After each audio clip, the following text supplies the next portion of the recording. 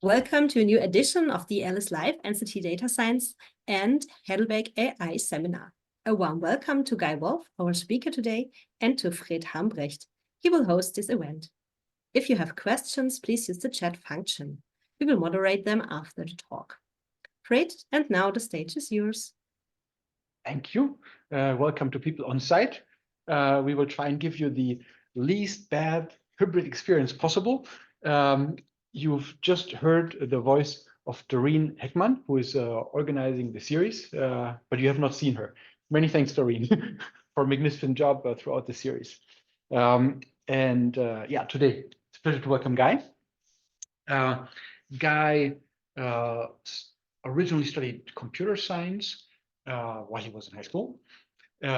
He then earned his master's and PhD from Tel Aviv University, went to for a postdoc to France to work with a serious applied mathematician who's big in the wavelet community, then continued to Yale as a Gibbs Assistant Professor, and most recently to Montreal, where he's a professor at the university and a PI at Mila. And luckily for the biological community, Guy has taken interest in some of the challenging data that people produce. And he's doing an amazing job, I think, of bridging the math and the computer science and making stuff work in the real world. So we're very happy, Guy. Thanks for coming. Guy will be here until the end of March, and will then, he's visiting as a Humboldt Fellow, and will then continue to Munich, where he is visiting with Fabian Teig and Bastian Rieck. And Bastian has been here a few times already, and if you haven't looked him up yet, he does really interesting work in topological data analysis. I guess we should have a talk of him someday here. For today, Guy, thanks for showing us what you're doing. Yeah, so thank you, Fred, for the introduction, and thank you for arranging this talk. So yeah, we're going to talk today about multi-scale exploration of single-cell data with geometric harmonic analysis. And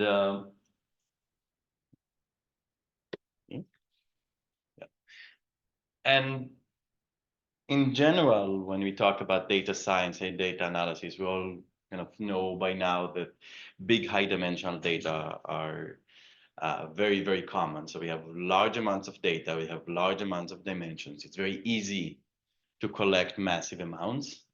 What is hard is to curate data and to annotate data and to figure out how to formulate things in terms of machine learning so that predictive algorithms can work on them, right? So this creates a new frontier for how to have tools that are the machine learning equivalent of a microscope, that you look into the data and understand what's going on, find patterns, find structures, find a way to really navigate high-dimensional data.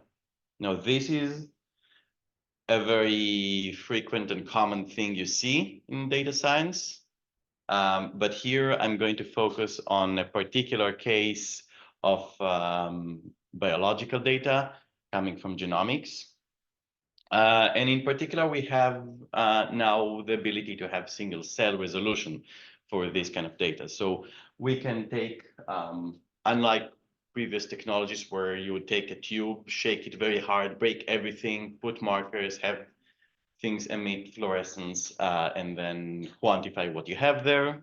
Now we can capture individual cells in oil droplets. We can put with them silicon beads that are barcoded, and then sequence out of them for each cell what is the composition of proteins or genes in this cell. Okay, so we get very high dimensional data, multiple resolutions from individual cells through phenotypes, through the immune system and other tissues in the body, all the way up to the patient level. And we have a lot of noise because this process is not that stable. We only capture like 10% of the transcriptomes from cells. And we get lots of data, and we get millions of cells. It's very easy to get 50 million cells from like 200 patients with this kind of thing. So how do you actually look at this data, navigate it, and find what's going on? And computationally, what we can think here is that we're starting from gene counts or protein counts in an abstract level. But as computational people, we want to phrase these things in a more abstract level. So what are the patterns that we're actually likely to look for in sort of an application or data agnostic way? And if you think about it, there are two regimes that we can work on here. One of them is the cluster regime. So we want to find, let's say, cell types, okay, and segment the data somehow to understand the cell types and the distribution of cell types in the body. Okay, so this is the clustering regime. When you also think about the predictive method and classification and so on, then okay, if you know how to do cell types, you know how to get labels, you know how to, then you can kind of train a classifier to classify things. Okay. The other thing you can look at, and in my opinion, it's more interesting, and that's what I'll be focusing more on here, is the transitions, where we don't necessarily care about the individual cell types or the stable states of the biological system, but how do cells transition from one state to another, okay? And in this case, we want to look at more sparse regions between the cell types and see which kind of transitions exist and are biologically feasible. How do we identify them? What is indicative or predictive of them? And in some cases, how do we trigger them? So for example, you want to know when someone's going from healthy state to disease state, and you really want to know how to bring them back from disease state to healthy state on purpose. Okay.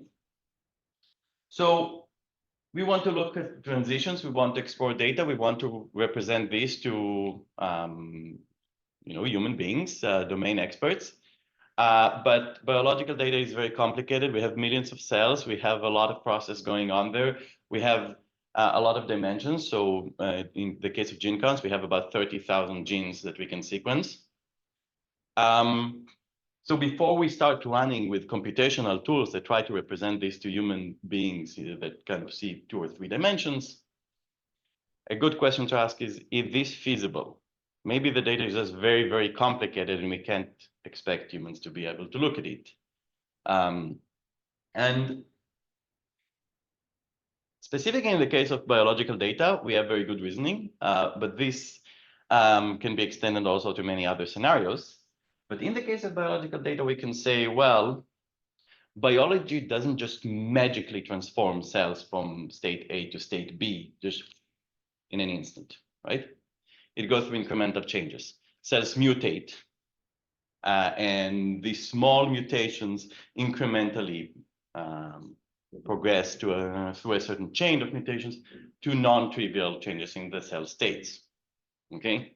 Not only that, every change there has limited degrees of freedom to it, because most mutations will not aggregate to really transform a state, but will just we'll see them as some kind of noise, like a cell cycle, for example, even an oscillatory process that just doesn't aggregate, it just kind of goes in a cycle, okay?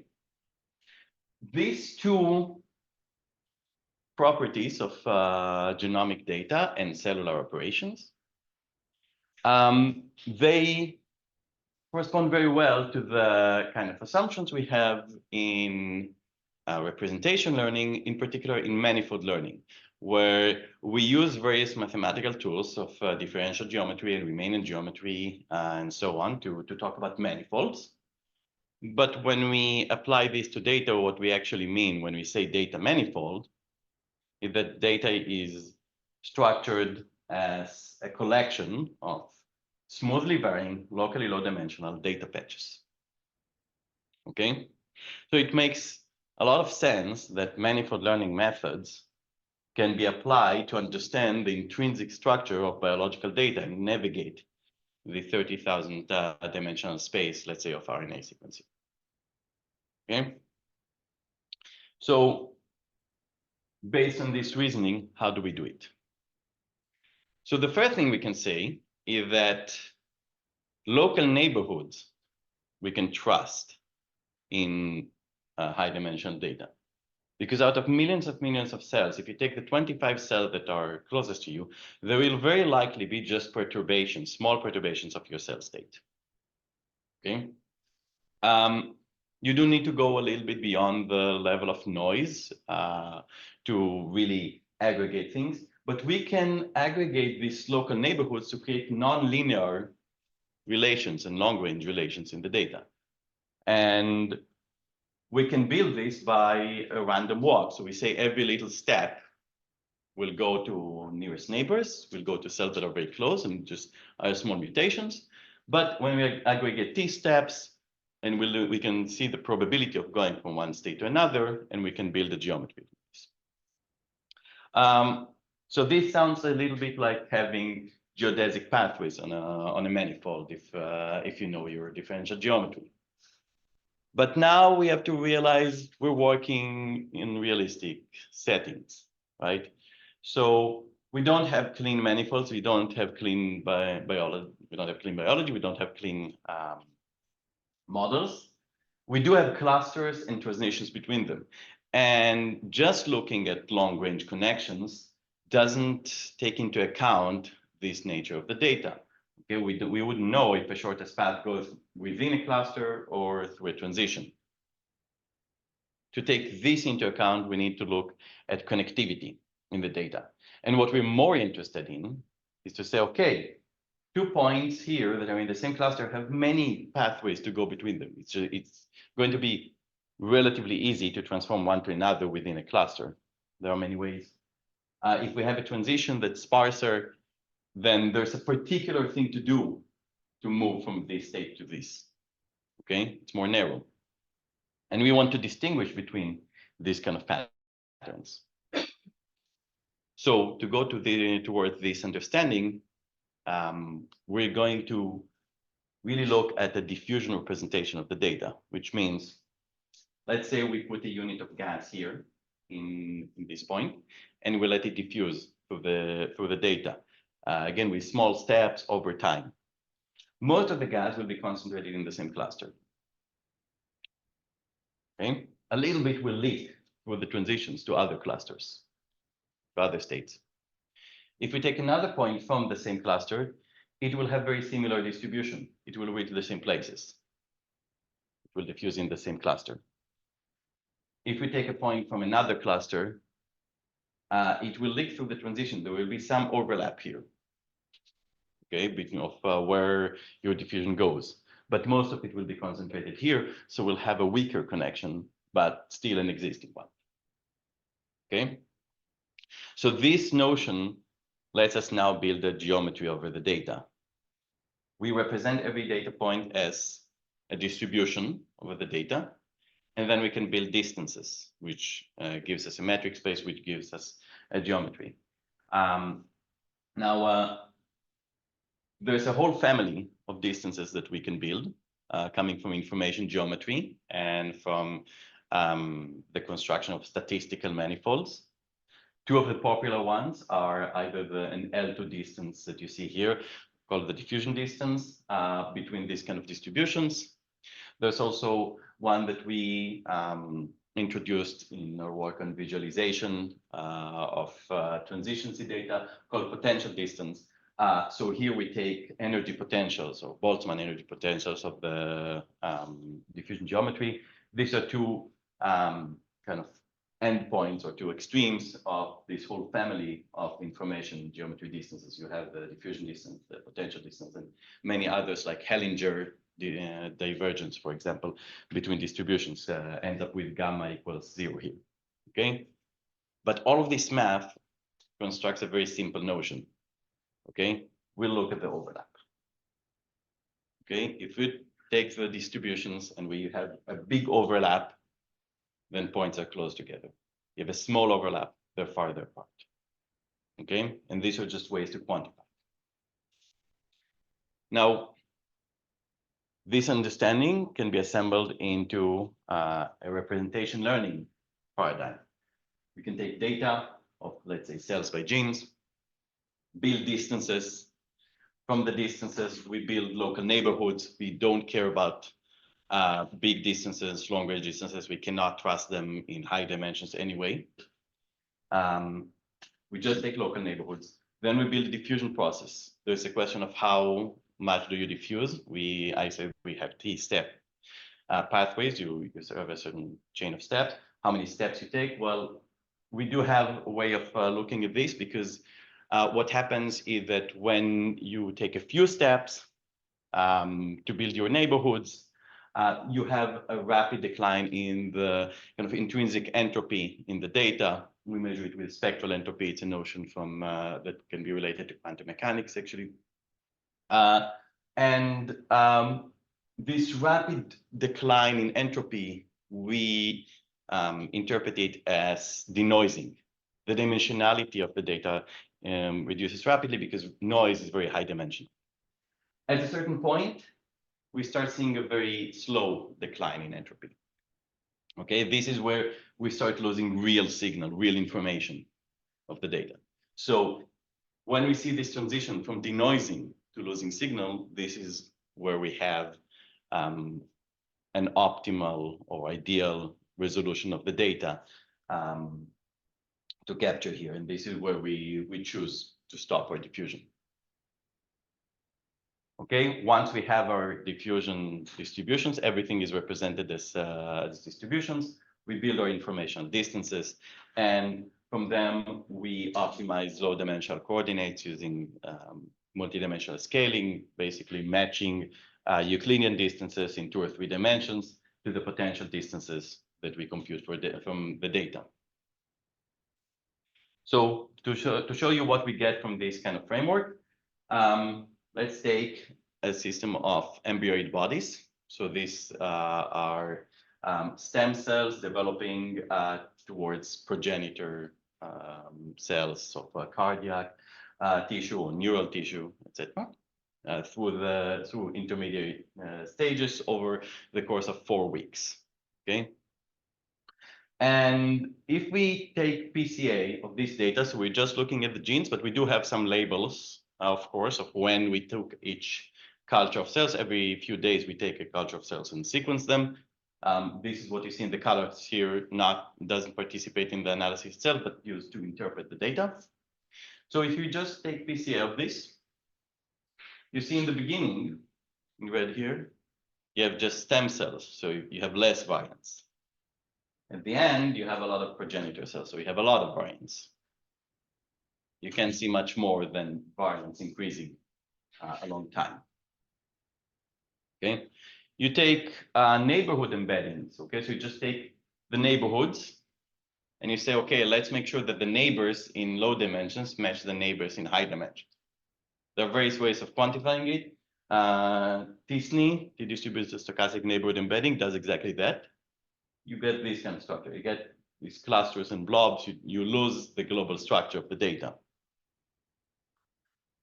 You take a diffusion embedding with fate, for example, you see this structure. Again, we have the global structure that goes from stem cells to progenitor cells. You can kind of see the variance increasing. But now we see pathways. And if we look at different areas, we see here the stem cells. We see the germ layers, the different germ layers separate here. And we see this trajectory encoding neural progression. This trajectory here encodes cardiac progression. We even see neural crest cells here in this separate branch. Okay, even without the circles, you can see this is a separate branch. Okay, and it's known to be a separate type of progression in embryo development. And you can do more extensive analysis. You can look at time samples, clusters, and branches identified with various heuristics. Take a look at all the gene expressions that happen there in every one of them, and what controls or predicts progression, and come up with this kind of roadmap of embryo development with biomarkers on the various transitions and trajectories. So we can have this kind of roadmap of cells. We can get structure. But of course, we don't really treat cells, right? When we try to change the state of a biological system, we try to help a patient, not just help individual cells there, right? So what else can we do with this understanding of the structure of states and transitions in cells to get to the patient level? Well, one thing we can do is we can look at the biological system as a distribution of cells over this geometry. So each patient is now, let's say, sort of like a histogram over the geometry, and we can ask ourselves what happens when we try to change one distribution to another, one composition of subpopulations of cells to another. And we already started looking at this, in fact, before we developed FATE. So in this work, you can kind of see here diffusion maps, which is an alternative embedding, but still based on the diffusion principles. And what you can do, you can look at Earth mover distances. So Earth mover distances, the distances between distributions that say, okay, if I want to move from this distribution to this distribution, I have to take two things into account. How many cells do I need to move? Okay, so I need to move here this red portion and this blue portion to here to look like this. And how far do I have to move them? Okay, so you can see mass times distance for every cell type, and then combine them.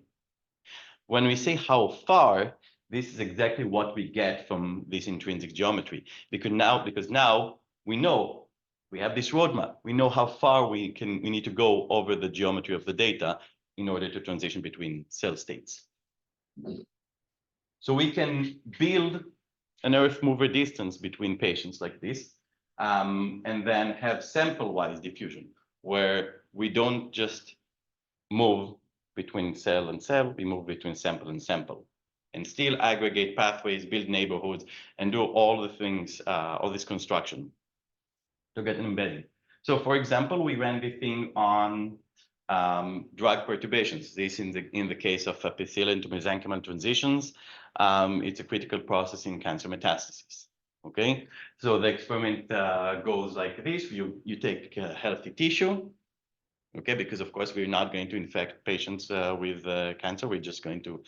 And so in a lot of the cases where I show you data, what we did is we took healthy tissue, did something to it to simulate a disease, and then simulate treatment to it.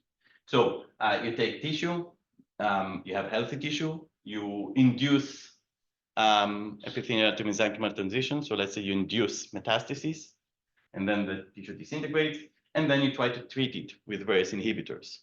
Okay, you do a panel with a lot of antibodies, a bunch of markers. You pass it here, in this case, through mass cytometry, so quantifying proteins, getting 42 dimensions. And we have a certain pipeline of, we take all the samples together, do some pre-processing to make it work, have the cell geometry. On the cell geometry, we have each drug, in this case, be a distribution of cells, compute the distances between drugs or between samples, and then embed them, build a diffusion process over these distances. And if you think about it, all the diffusion process needs is distances to create neighborhoods and to create transition probabilities, okay? And what we get in this case is that we organize the samples. The colors here are the different types of drugs or TGF-beta inhibitors. And you can see a main axis here, that is the extent of epithelium to mesenchymal transition, okay?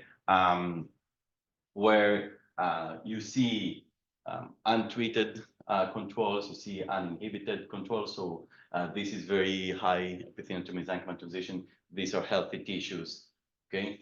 Here you see various drugs that work on pushing towards limited metastasis, let's say, limited epithelial to mesenchymal transition. And here you have various other axes that would probably be more like side effects of these drugs, rather than the primary goal of inhibiting TGF-beta. Okay. Similar to this thing, we can also go not just with analyzing different drugs, we can analyze different patients. So in more recent work where we do base ourselves on fate and we have much more efficient computation of Earth mover distance based on diffusion wavelets and a lot of graph signal processing mechanisms that I will not get too much into the details of.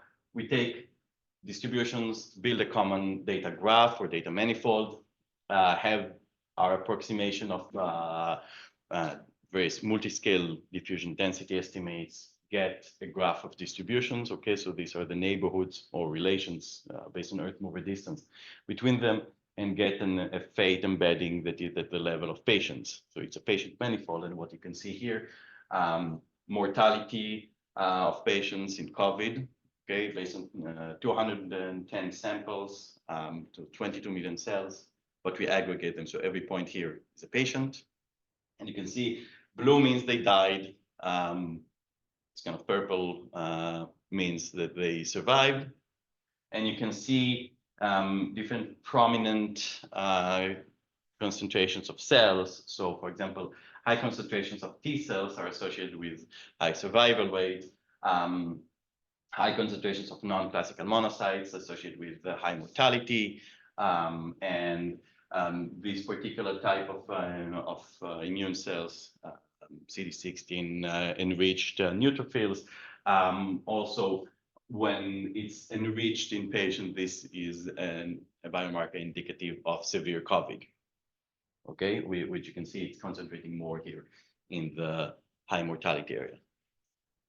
So, okay, we can get this kind of multiscale structure now. We can get it for cells, we can get it for drugs, we can, or various perturbations, we can get it for patients.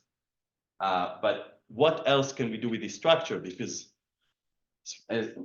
it's nice to have these maps, but I display these kind of colors on them. So something else has to be done to annotate and understand what you're seeing in the visualization and in the embedding, right?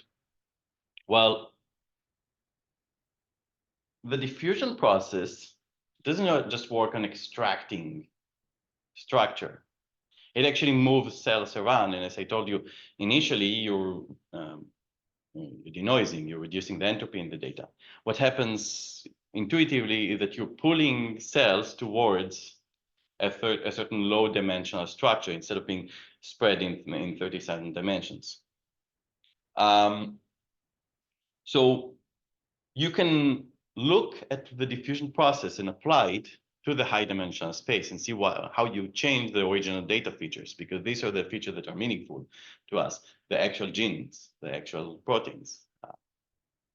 So in single cell data, as I mentioned, you only capture 10% of the transcriptomes, which means that the data will be very sparse. It will have a lot of zeros. A lot of markers are not captured.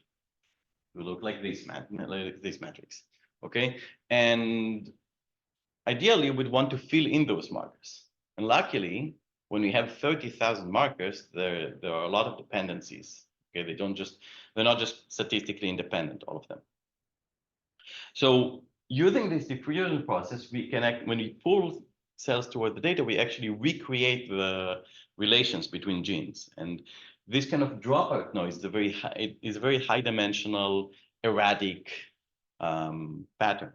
So by pulling the cells toward the data manifold and reducing the noise, we get a matrix which is more like this. And then this allows us to recover gene correlations, find archetypal behaviors. So basically decompose each cell to what are the processes that happen there and disentangle them, and run the various other types of downstream analysis. And just to give you an example of how this thing works. So these are two relations between genes that should exist. Okay, these are genes that should correlate with each other. We know it by biology. But if you take single cell data, you see all of these red points here that are the dropouts. It's hard to capture icahedrine and snail. It's easier to capture vimentin. So that's why you see this kind of pattern. okay? When we run the diffusion process on this is what happens, okay? We fill in the gaps and we correct these relations, and that's what lets us get to the low-dimensional structure and that we see represented in the embeddings. So one way of thinking of this is, yeah, we create these relations, we pull things towards a low-dimensional structure. And another way is by looking at the math underlying it. And what actually happens, and this is, I think, one slide of heavy math, then I promise you there will be less math. Okay. What happens is that our construction of a diffusion process and diffusion operator approximate the heat kernel on Riemannian manifolds. And then the eigenvectors and eigenfunctions of this operator, they form generalized Fourier harmonics. So we get a notion of oscillations and frequencies, just not in 30,000 dimensions, but in whatever is the intrinsic structure of the data. And then this means that the eigenvalues of this operator take the form of a Gaussian over frequencies, which means that if we apply the diffusion to a certain feature in the data, it's like taking a low pass or a smoothing filter. Okay, so this data imputation with magic, we basically applied low pass filtering is a very common technique in signal processing to denoise and clean the data. What we did with Fate is we said for each cell, we're going to look at the impulse response of this filter, right? And we're going to embed impulse responses. So this gives us a whole harmonic framework that where we can build more complicated filters. We can build high-pass filters looking at high frequencies, and band-pass filters looking at mid-frequencies and how things change, which gives us the diffusion wavelets that I mentioned we're using for Earth mover distance computation. Okay. So now we can say, okay, we have signal processing on the space of cells. So just like you can have signals over time, and then you can process them. I think you can have images that are basically signals over a grid of pixels, and you can do signal processing. Now our space, instead of time and space, it's the biology. So we can have, for example, a case of where we have control and treatment. We have these conditions. We have our cells by genes that gives us the geometry. But we definitely have some signals over the things, like the label of the condition, because we know where we took the cells from,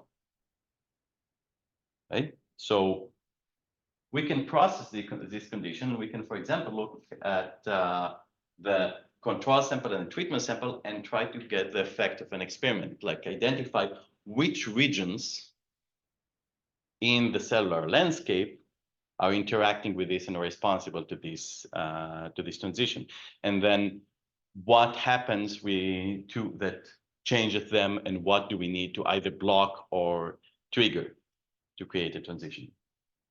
So to do this, what we can do is we can use our low-pass filter, for example, on these zeros and ones that just say whether you're in control and treatment. So for example, when I showed you the patients with COVID, I just told you, okay, blue dots are they died, purple dots are they survived, right? This is 0 and 1. But we can actually smooth this kind of signal and come up with a certain density that we can normalize to relative likelihood. So now, like if you were to run this, for example, on the COVID patients, you'd have the likelihood of a patient dying or not, or the likelihood of a certain cell coming from a patient with severe outcome versus mild outcome, and then we'll show you something like this in a few slides. So we can have this relative likelihood, but relative likelihood will just say which regions are kind of associated strongly with one condition, another condition, or between them. if we look at the regions that are between conditions, so let's say you have a cell and you say it's 50% coming from here, 50% coming from there. There are two reasons you can have this kind of thing. One of them, if this cell population is really unrelated completely to the biological process you're looking at, okay? The other reason is that it's on a transition between them. So you can either be independent or in the transition, or you're just midway between state 1 and state 2. So to expose this difference, we cannot just look at the relative likelihood. It will be the same between here, the purple region and the red region. But we can look at frequencies. And if you're completely independent, you'll have high frequency composition. Okay, the condition is just like noise. It's completely independent. It's orthogonal. Whereas if you're transitioning, you'll have certain mid frequencies because you do have some trend going on. Okay. So by taking this frequency, we can decompose the data and we can kind of understand which regions are doing what. So this kind of process can be formulated computationally into what we call vertex frequency clustering. It's an extension of spectral clustering. Does basically what I showed you here, just mathematically with various wavelets and things. Okay, so for example, we looked at gene signatures of TCR activation. It's a process in the immune system. I'm not going to get into the details, but we can identify this kind of activated, intermediate, and naive cells and really find the direction in which things change. And then from this, look at the differences between the different populations and find the actual cell populations that are responsible for this kind of transitions. Okay, I'll mention that this whole framework of getting signal processing going can be cascaded into deep architectures. You know, deep learning and deep architectures are very popular now. So we can cascade them into scattering transform. This is kind of a mathematical model for convolutional neural networks and by extension graph neural networks. We can get to the point where we don't just analyze multiple signals on a graph, but actually multiple graphs and multiple manifolds. So each of them, we take the adjacency matrix, which is kind of like the distances and neighborhoods that I mentioned, build filters from it, take signals, process them on this, get Euclidean space where the structure of the data is revealed between graphs.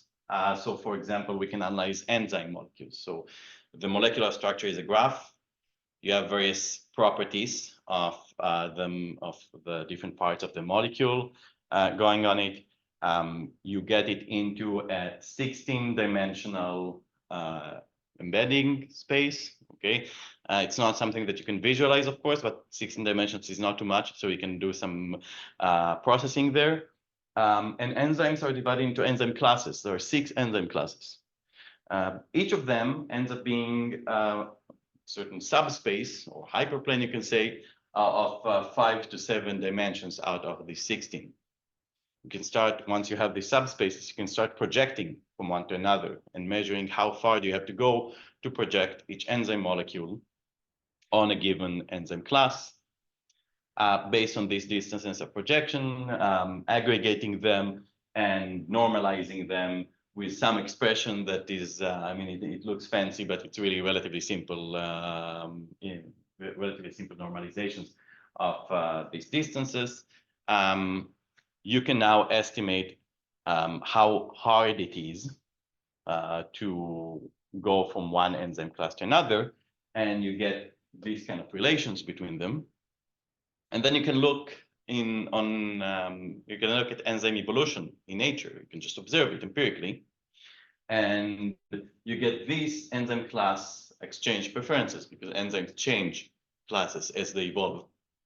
And you can see that the structure we get in this Euclidean space, Euclidean representation space, is very similar to the structure we get in the actual transitions we see in nature between enzyme classes. So they match pretty well.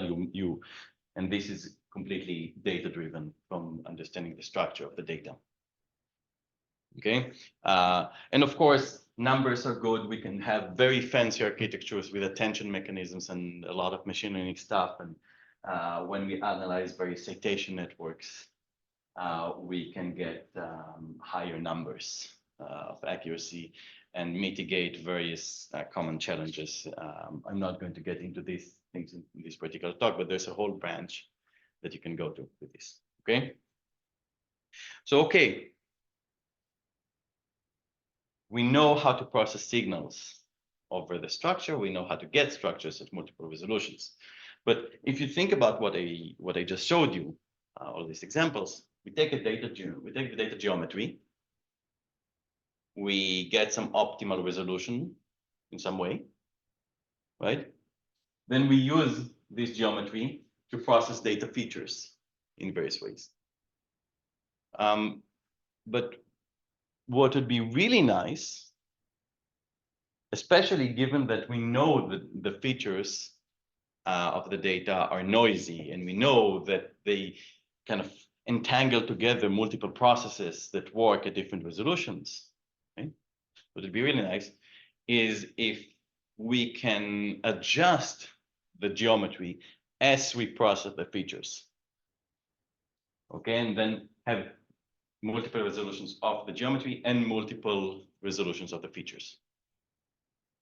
And to do this, we can transform the diffusion process that we're using to a time inhomogeneous one. So instead of using exactly the same transition probabilities or distributions in every time step, we can modify them as we go along.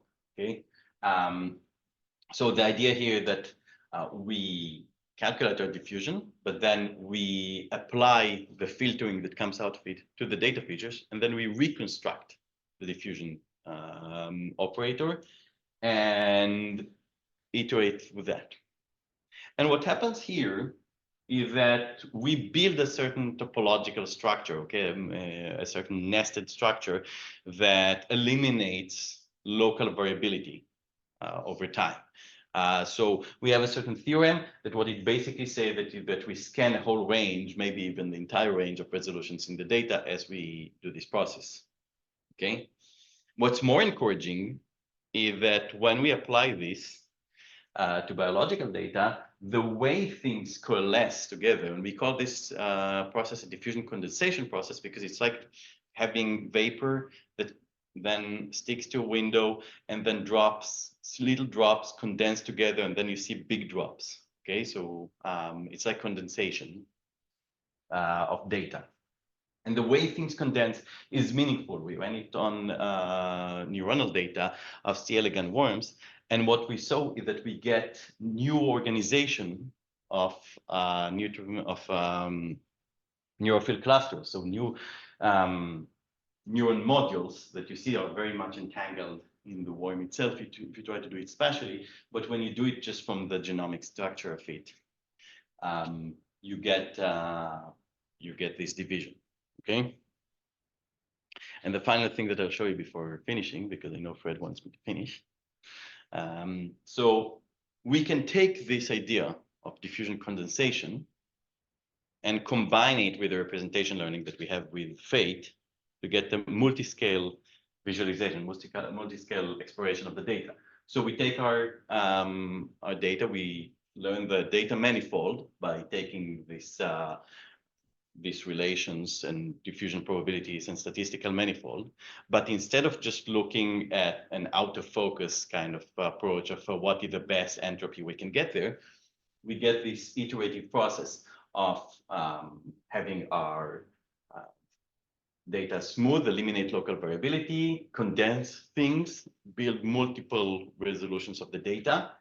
And then as the iterations go, you coalesce, you condense, you coarse grain things.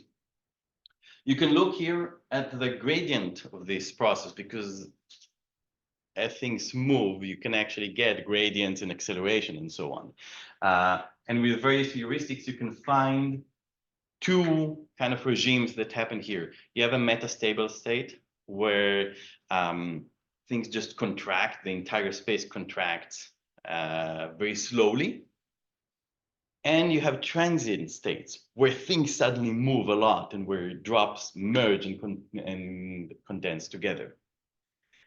Whenever this transient state happens, you change the pattern, you change the structure that you see. And that's an interesting snapshot to take. So you have multiple snapshots that come out of it. And then when you navigate the data, because we want to navigate data, right? You can look at an overview at a course level, find areas that are interesting, okay? For example, by using MELD, this relative likelihood and vertex frequency clustering approaches that find areas that are of interest, that somehow affect transitions, and then you can zoom into them and look at them in finer resolution and gradually focus on things. So when you actually get to the single cell level or phenotype level, you're just looking at the relevant area of the data without obfuscating it with a lot of irrelevant things. As an example of that, let's look at COVID data. COVID used to be very popular. Everybody tried to either get it or avoid it, right? So, so in Montreal, we started a task force to look at how to leverage all these tools together to help with this. So here, this is based on data of about 54 million cells coming from 180 patients with COVID in the Yale New Haven Hospital. And you can see here various cell types, okay, identified with markers at the course level. And here you can see we can estimate the mortality likelihood. So now we're not just looking at dead or alive, we're looking at a more gradual 0 to 1 score. And you can see here a certain region of cells, okay? And if you look here at the annotations, you can see monocytes and granulocytes are in this region. So a certain region of cells that are associated with high mortality. You can go and focus on that, zoom in and look at the finer resolution. In this finer resolution, we can find different phenotype, different subpopulations of cells. And then we can look at the likelihood here, see the directions that increase the likelihood of mortality and check mutual information between this direction and different markers and see which markers are in charge of the change in relative likelihood. We can then focus some more on T cells, okay? Because COVID, the big problem with COVID is the immune system reacting. The immune system is actually more dangerous to your body than the actual disease. So we look at T cells. Again, at a course level, we can see different types of T cells. In this case, checking CD14 and CD8 as markers of interest. And again, we can kind of identify we can identify a region that is important and has high mortality likelihood. And we can zoom into it and test again the various mutual information and various, and find markers of interest. And finally, we can go to the patient level. And similar to what I showed you before, here you can see the patients, every dot here is a patient, organized in a data-driven way, but with mortality likelihood here. And you can see trajectories. So this blue here is low mortality likelihood, red is high mortality likelihood. You can see here a trajectory of a patient that does well, and a trajectory of a patient that doesn't do well, a trajectory of a patient that started with severe COVID, but improved over time, okay? And from this kind of representation, we can find subpopulations of cells that are indicative of COVID, okay? Find biomarkers and come up with a few of them. So it was 16 or less than 16 markers that are indicative of COVID, and that even when you run them in bulk sequencing, you can predict with about 84% accuracy COVID outcome, and in particular mortality. Okay. So these tools allow you to explore data and allow you to get clinically relevant conclusions from the data and understand what's going on. Okay. So I showed you a bunch of tools. Multiscale Fate is for data visualization and diffusion geometry based on the kind of more vanilla version of Fate. Magic is the data interpretation denoising. Phenotypic Earth mover distance and diffusion Earth mover distance go at sample level distances and embedding. MELD is the perturbation analysis with vertex frequency clustering and relative likelihood estimations. Geometric scattering and diffusion condensation are multiscale data geometry constructions. Okay, we have a bunch of other things like supervised visualizations where we base our construction on random forests, so we can guide it towards certain targeted annotations rather than trust that the data at some resolution will align with our task by magic. We have manifold alignment with label annotations, and we have various ways of introducing this to deep learning frameworks with geometric regularizations, like for example, geometric regularized autoencoders. Okay, and finally, this was of course not done alone. It was done in collaboration with many good people. I'd like to thank all of my collaborators, and it all had to be funded somehow. So yeah, so thank you.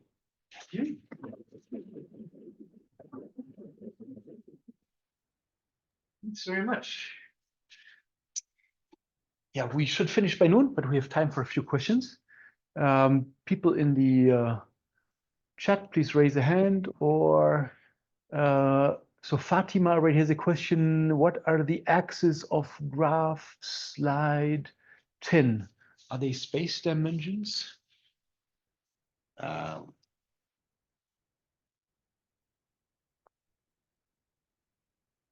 And so here, it's I guess it would be here, slide 10. So I mean here it's like it's diffusion coordinates, so it's the 3D coordinates in which we visualize this. So yeah, these are the dimensions. Instead of having two-dimensional visualization, we have a 3D one. If the question is about this. Thank you. Uni asks, are the methods you showed robust to sparsity in single cell data?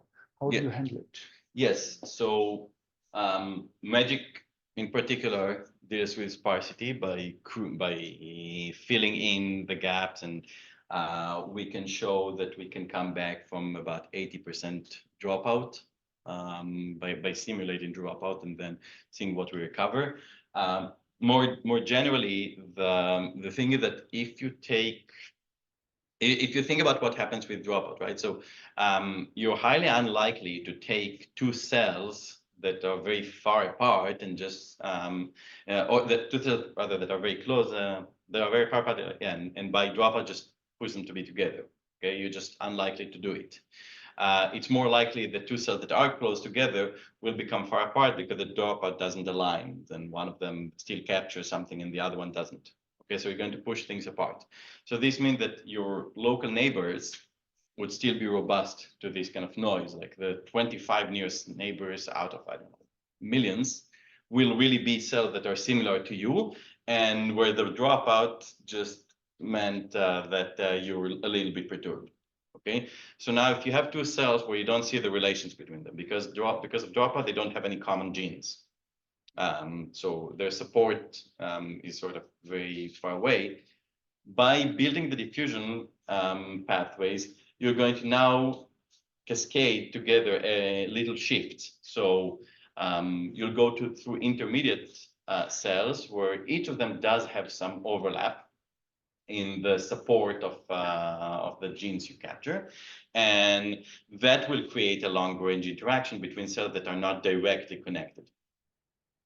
Okay, so magic uses this very directly to just fill in the features there, the genes or proteins.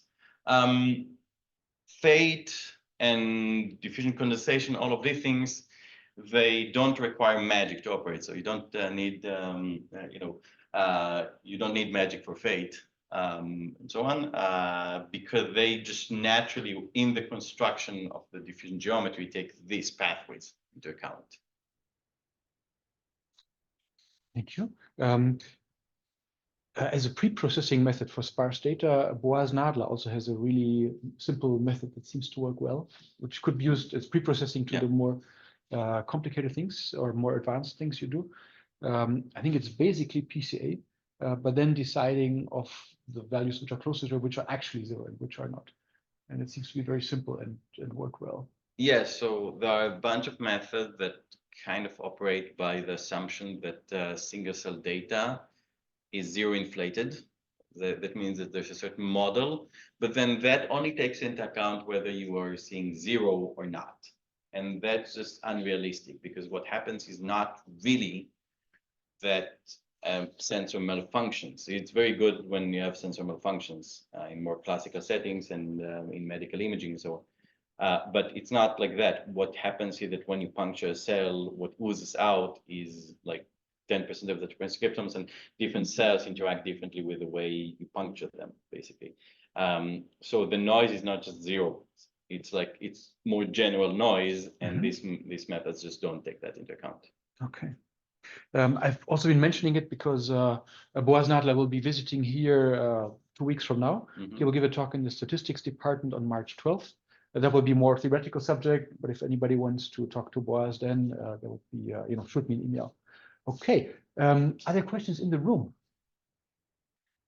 Because there are more online. One is a very detailed one by Elias. And Elias, I think Guy has all the answers, but it sounds like it would be best for you to meet up in the time that Guy is here and get some of his input. And this is to everybody.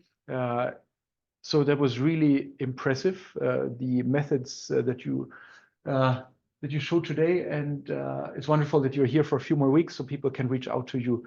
So Elias, you would just shoot Guy an email and you figure it out between you. And yes? I have a question about sort of a practical suggestion from you maybe. So in working with single cell data over development, just because of what I do a lot, like, do you have a recommendation for if you're working on fate with sort of maybe 1 million cells versus like breaking that down into subsets of cells, and how fate performs when you have these like larger, maybe multiple cell types where you have a lot of variance relative to these subpopulations? Like, what would be your approach for sort of starting big and then sort of narrowing down on the data to understand these positions? So could you please repeat the question and give the 1 minute answer? Yes. So the question was how to deal with different resolutions, in a sense of whether to look at data that has a lot of cell types and a lot of variance with fate, or is it better to focus on subpopulations that are more curated towards a task in order to see the relevant geometry, in a sense. So this is actually the reason we developed Multiscale Fate, because when you have a lot of time to work on things, then you can really curate your experiment and change it. And then you can make sure that the data is very clean when, well, not very clean, but the data is at least kind of what you want to look at and find annotations, very focused, I'd say. Whereas with COVID, we really didn't know. Okay, we had to look at everything, and it was not so clear what happens, and that's why we needed these multiscale things. And you can really see here, we started with PBMCs with a lot of stuff, and then focus on T cells with less stuff. I would say this is a gradual process, and it's always going to be a gradual process. So if you know exactly that you're trying to look at the immune system and you're trying to find specific targets there, then great. Then look at that, and you don't have to look at various other cells, right? You can even slice tissues, and now there's spatial transcriptomics, so you can even do these kind of things. But if you're in an exploratory settings, which is more common and just have large amounts of data, I might as well use it and try to do some sanity checks initially at a large scale, see that really the regions that are relevant are the regions you expect to be relevant, and then focus on them. No, we'll just say you can either go by having the method show you where to focus. That's a good start. Then probably in practical settings, you want to go with more focused subpopulations and just run on them once you established that this should be the right setup and this should be the right data set, and all the rest of the things you can kind of put aside. Thank you. Should come to a close. So for this, so this is a really nice series of seminars, and recordings of past seminars are available. I don't know the URL by heart, but if you search for DKFZ data science seminar, you will find the list of past talks, and you will also find a link where you can subscribe to a mailing list if you don't want to miss any of the future events. And we also have a one-stop shop called MLAI for machine learning and AI.uni-heidelberg.de, where we try to curate a list of all the talks in this domain on the campus. Now it's semester break, so it's going to be a bit more quiet for the next few weeks, but also there you find a list of past talks and yeah, some of the really impressive work that has been presented here in Heidelberg. Doreen, do you have any more announcements? Yes, so next week we will have Jakob Zech, and in the middle of March we will have Michaela van der Schaal. Excellent. So two great talks. Thanks very much, Doreen, for organizing these and all the rest. And many thanks, Guy, for being here with us today. Thank you.